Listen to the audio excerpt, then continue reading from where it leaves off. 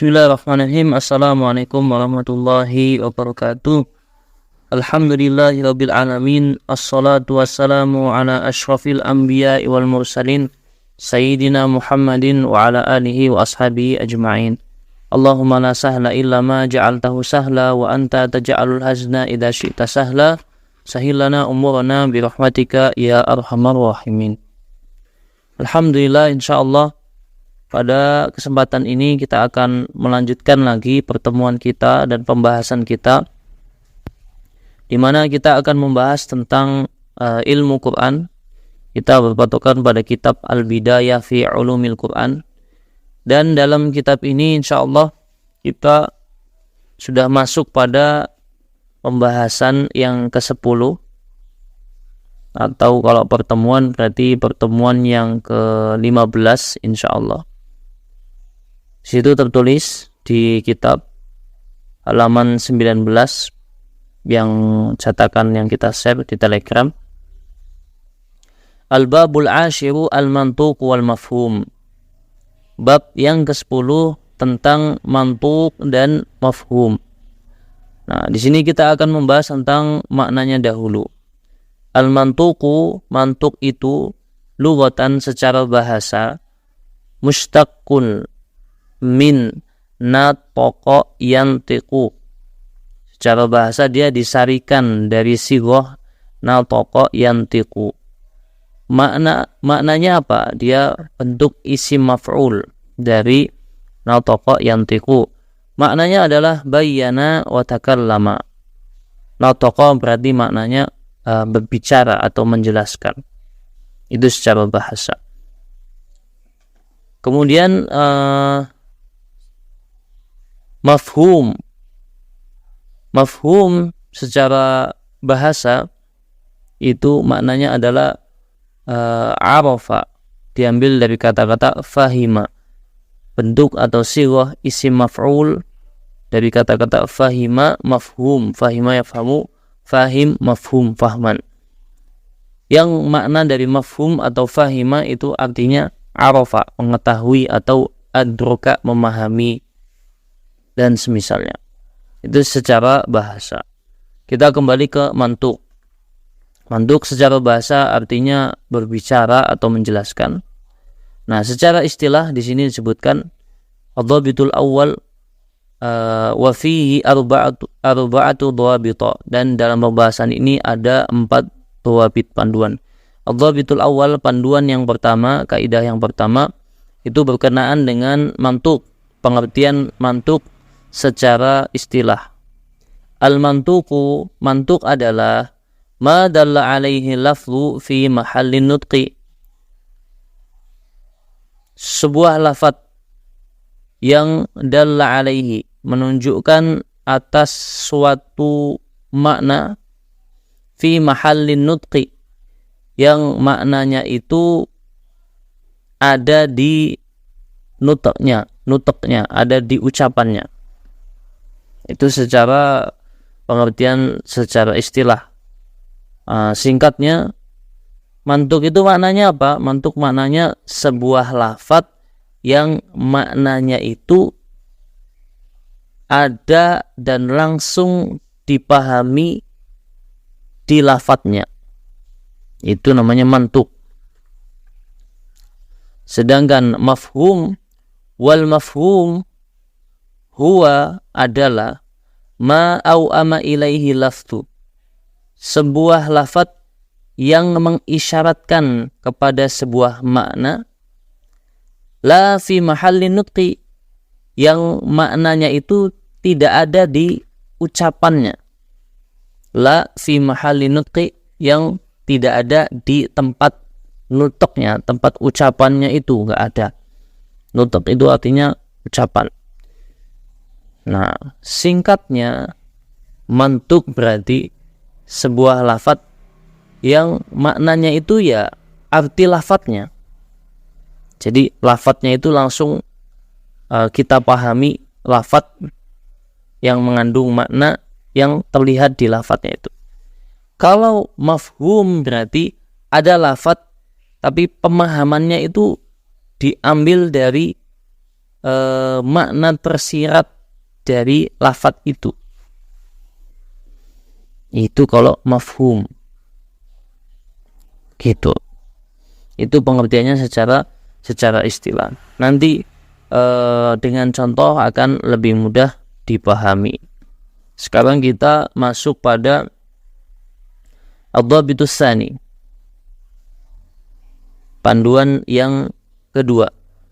Dilalatul mantuq salah satu aqsam. Dilalah atau arti dari sebuah mantuq itu ada 3 jenis. Dilalatul mantuq salah satu aqsam. Maksud atau makna dari sebuah lafadz yang mantuq, yang maknanya itu ada di lafadznya langsung, ada 3 jenis. Nah, yang pertama adalah an-nassu. An-nassu. Apa itu nas? Wa huwa ma la yahtamilu illa ma'nan wahidan. Nas itu apa? Ini kan mantuq kan ada 3 jenis. Yang pertama nas. Jadi nas itu apa? Sebuah lafadz yang maknanya tidak memiliki makna lain kecuali satu makna. Jadi ada lafadz yang arti atau maksud lafadznya itu ada di lafadz itu sendiri, tidak butuh pemahaman karena sudah jelas di lafadznya itu terlihat jelas maknanya, tidak butuh mafhum, tidak butuh dipahami, dan artinya itu tidak memiliki kecuali satu orang atau satu jenis atau satu benda. Jadi nggak ada makna lain. Itu di situ disebutkan ma la yahtamilu illa ma'nan wahidan, sesuatu yang tidak memiliki kecuali satu makna. Apa contohnya? Dengan contoh lebih mudah untuk dipahami. Contoh mantuqun dengan jenis yang pertama nas atau nassun, mantuqun nasiyun atau mantuqun bin nas, begitu, atau ya begitu kurang lebih. Di situ disebutkan contohnya dalam surat Al-Baqarah ayat 185. Allah Subhanahu wa taala berfirman, a'udzubillahi minasyaitonir rajim. Syahr Ramadan alladzi unzila fihi al-Qur'anu hudal lin-nasi wa bayyinatin minal huda wal furqan.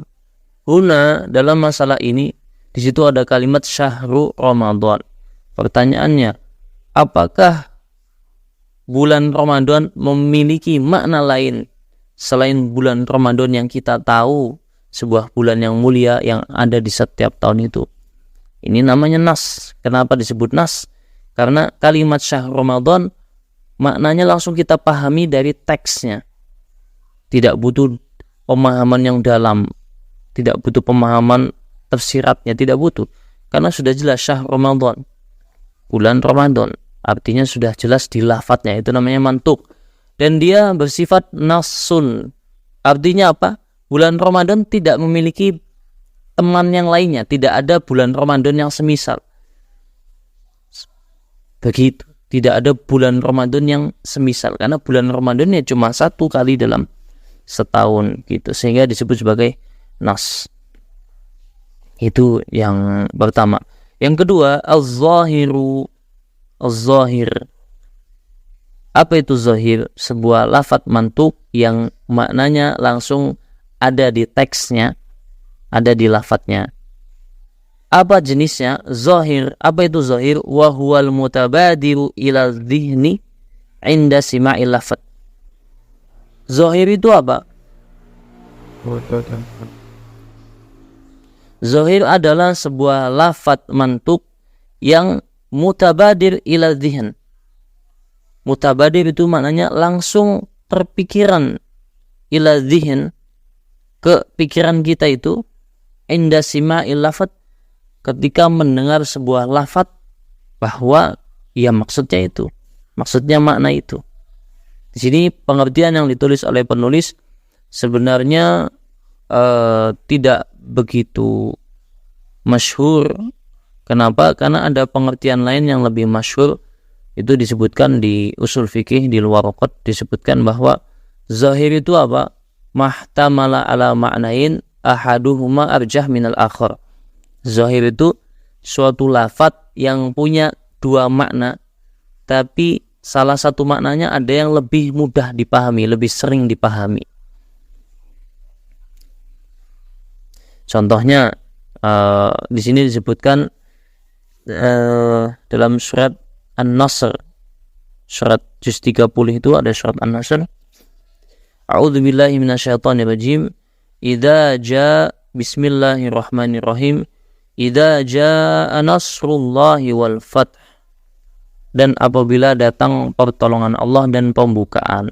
Nah, dalam surat ini kita mutabadir fi dzihn, otomatis teringat dalam akal kita bahwa yang dimaksud dengan nasrullah wal fath, pertolongan Allah dan pembukaan, itu maksudnya adalah kisah Futuh Mekah, pembebasan kota Mekah, ketika Nabi berhasil membebaskan kota Mekah, di mana Nabi mengerahkan kurang lebih 10.000 pasukan, wallahu ta'ala alam, untuk membebaskan kota Mekah dari kesyirikan, dan Nabi berhasil menguasai kota Mekah. Itu kan yang langsung kita pahami dari nasnya, itu disebut sebagai lafdzul zahir, sebuah lafadz yang zahir, lafadz mantuk yang zahir, kita langsung pahami. Sebenarnya dia punya makna lain, tapi makna lainnya itu tidak zahir, tidak langsung terlihat, atau disebut sebagai makna marjuh, makna lemahnya.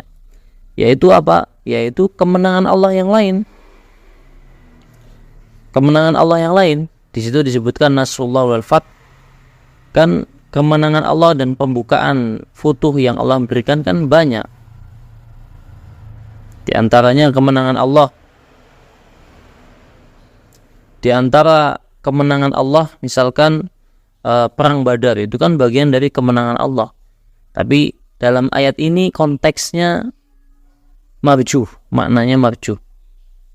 Kenapa? Karena yang lebih zahir adalah Futuh Mekah, dan itu kita ketahui tentunya dari pemahaman terhadap nas. Begitu. Itu dalam ayat Al-Qur'an. Atau masih banyak contoh yang lainnya yang mungkin bisa kita pahami, seperti misalkan kita pahami langsung yang terang itu adalah madu yang dihasilkan oleh lebah. Tetapi ternyata dalam bahasa Arab itu madu punya makna lain. Makna lain dari madu itu apa? Adalah mar'atun jamilatun, atau tiflun saghir jamil. Itu makna dari asal. Anak perempuan yang cantik itu juga disebut sebagai asal dalam bahasa Arab. Anak perempuan yang cantik atau gadis yang cantik itu juga disebut sebagai asal madu.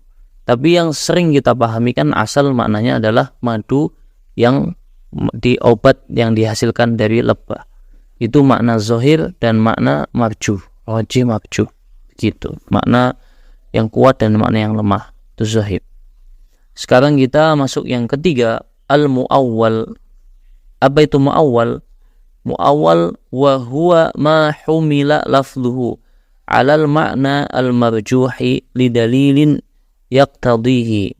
Mu'awwal itu adalah sebuah lafadz yang wahwa ma humila, sebuah lafadz yang humila, dibawa, lafadznya itu dibawa ala maknal marjuh, kepada makna yang lemah. Tadi kan ada satu lafadz, ada makna yang kuat, ada makna yang lemah. Seperti asal madu dalam bahasa Arab, makna yang kuat adalah madu, obat yang berasal dari lebah. Makna yang lemah adalah gadis cantik.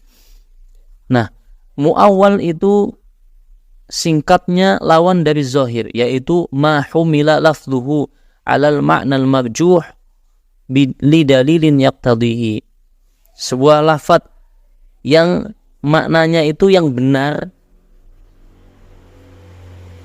makna yang dimau oleh sahibul kalam yang berbicaranya itu mutakalimnya, yang dia mau adalah makna marjuhnya, makna lemahnya, makna keduanya yang tidak zahir.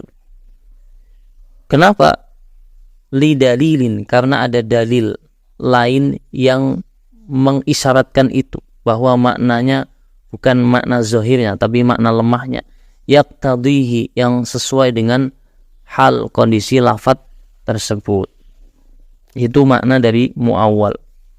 Ma humila lafdhu 'alal ma'nal marjuh lidalilin yaqtadihi, sebuah lafaz yang maknanya dibawa kepada makna yang lemah karena ada dalil yang menuntutnya, karena ada dalil yang menguatkannya atau menuntutnya. Contohnya apa?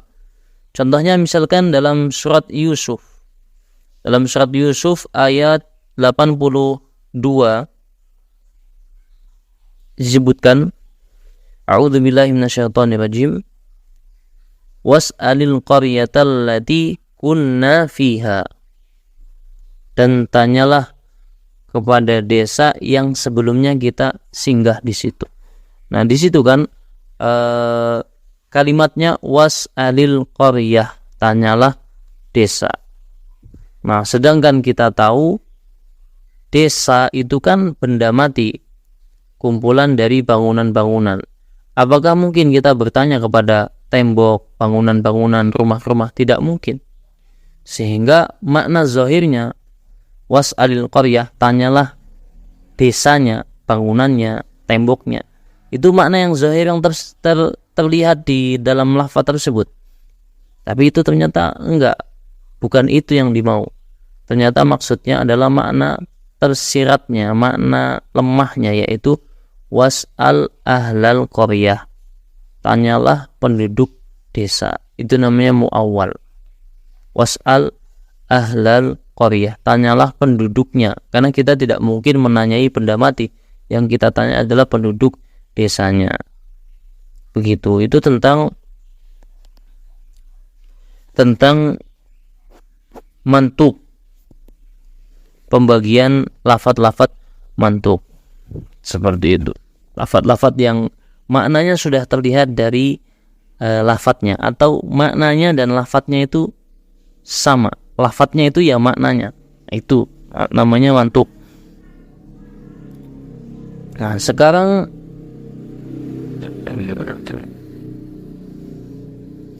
kita masuk pada ad-dhabitus salis. Panduan yang ketiga di sini akan berbicara tentang hukum asal dari sebuah lafaz. Hukum asal dari makna lafaz. Di sini disebutkan al-aslu hamlul lafzi ala zahirihi. Hukum asalnya kita harus membawa sebuah lafaz terhadap makna zahirnya. Jadi hukum asalnya yang kita ambil adalah makna zahirnya. Wala yasihhu ta'wilu, dan tidak boleh kita mentakwil. Mentakwil itu berarti membawa makna lafaz kepada makna lemahnya. Illa, kecuali bisyurutin salasatin, kecuali dengan syarat-syarat yang ada tiga. Ada tiga syarat supaya sebuah lafaz bisa kita bawa maknanya kepada makna yang lemah, bukan makna yang kuat. Yang pertama, ayata'adzara hamluhu 'ala zahir. Yang pertama, tidak bisa, atau uzur yata'adzar hamluhu, tidak bisa kita bawa kepada makna zahir. Tidak sesuai, tidak sinkron, tidak nyambung kalau kita maknai sebagai makna zahir. Seperti tadi bertanya kepada desa, was'alil qaryah, bertanya desa, itu tidak masuk akal kita bertanya kepada benda mati, karena desa kan kumpulan bangunan. Tapi yang kita tanya adalah penduduknya, makna marjuhnya, makna tersembunyinya, lemahnya. Yang kedua, antahtamilahu al-lughatul arabiyyah, dan hendaknya pemaknaan makna yang lemah itu sesuai dengan bahasa Arab, atau ada kaitan maknanya dengan bahasa Arab. Atau dalam bahasa Arab itu memang ada makna tersirat itu. Jadi tidak boleh kita memaknai sebuah ayat dengan makna yang jauh dari madlul lughawinya, dari maksud dari bahasanya. Karena terkadang satu lafaz dari segi pandangan bahasa itu bisa memiliki beberapa makna yang memang masih dalam kategori makna lafaz tersebut. Nah, sehingga syarat yang kedua harus ada ihtimal dari lughah Arabiyahnya. Harus ada panduan dari bahasa Arabnya, atau makna 1, makna 2, makna 3 begitu. Yang ketiga, wujudu dalilin. Salah itu. Wujudu dalilin murajjihin. Wujudu dalilin murajjihin. Adanya dalil yang menguatkannya. Bisa dengan hadis, bisa dengan Quran, atau bisa dengan riwayat-riwayat yang menunjukkan bahwa yang dimau adalah makna lemahnya. Itu tentang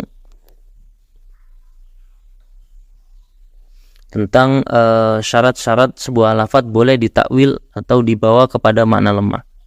Nah, terakhir di sini ad-dhabitur rabi, panduan yang keempat, dalalatul mafhum qisman atau dilalatul mafhum qisman.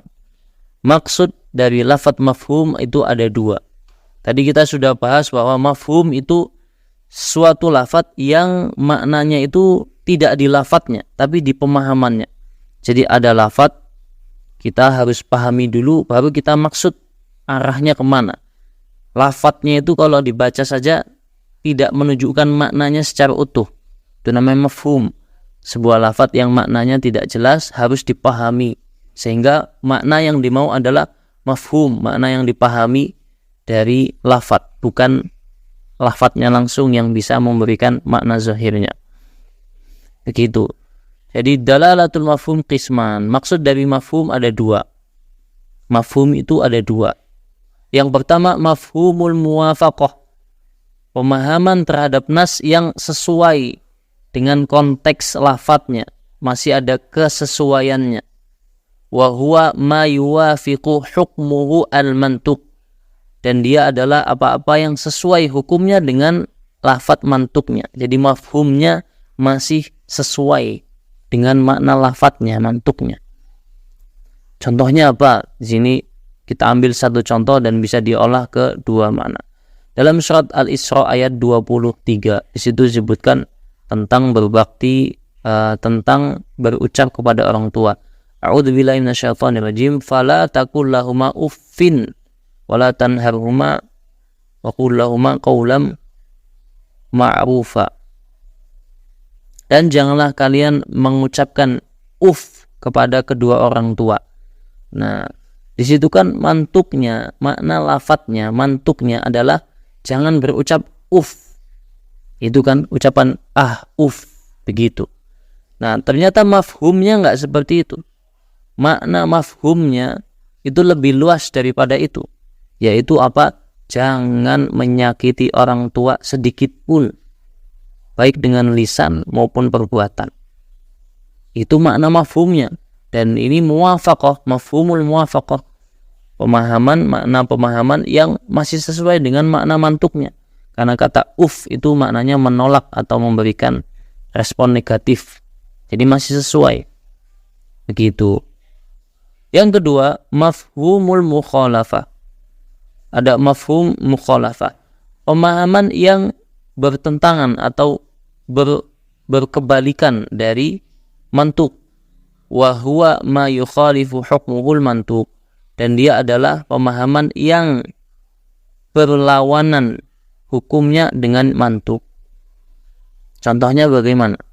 Jadi mafhum mukhalafah itu makna mantuknya begini, kemudian mafhum mukhalafahnya itu lawannya, kebalikannya. Contoh, di ayat yang tadi kan bunyinya fala taqul lahuma dan janganlah kalian mengatakan ucapan yang negatif, respon yang negatif.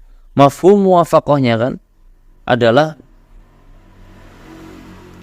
makna mafhum muwafaqahnya yang lebih luas adalah jangan sakiti orang tua baik dengan lisan maupun perbuatan. Mafhum mukhalafahnya apa? Pemahaman terbaliknya apa?